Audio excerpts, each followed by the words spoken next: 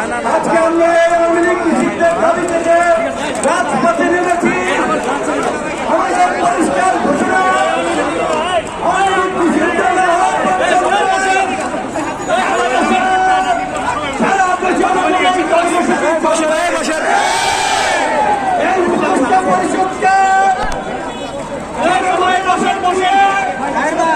খেলার সুযোগ আমরা দেব না।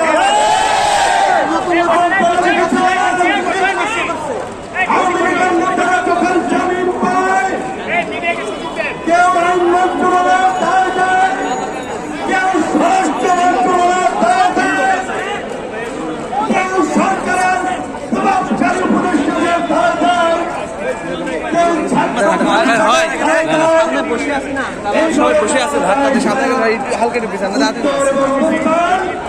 জনগণের কাছে কথা নয় করে পরিষ্কার করছে।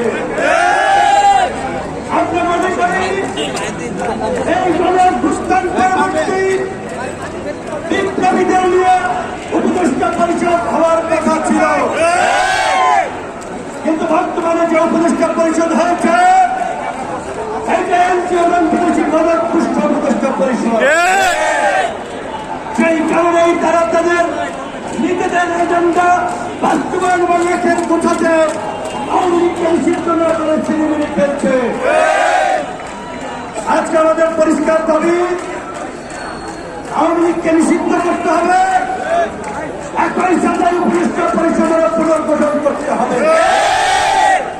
অনেকেই বলেন ভাই আপনারা যমুনার সামনে যান, পরিষ্কার কথা, এনসিপি কিংবা ওই কথিত কয়েকজন ছাত্রনেতার কাছে গণ অধিকার পরিষদ সেখানে যাবে না।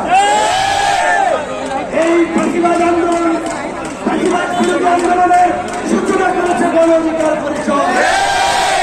ফাঁসিবাদের বিরুদ্ধে রাজপথে আপসীর লড়াই সংগ্রাম করেছে গণ অধিকার পরিষদ। আমরা সরকারের কোন সুবিধা নিয়ে আপোষ করি নাই। আমরা বলেছিলাম আজকে এই করিডোর বলা হচ্ছে, আমেরিকান এম্বাসিতে মিটিং করে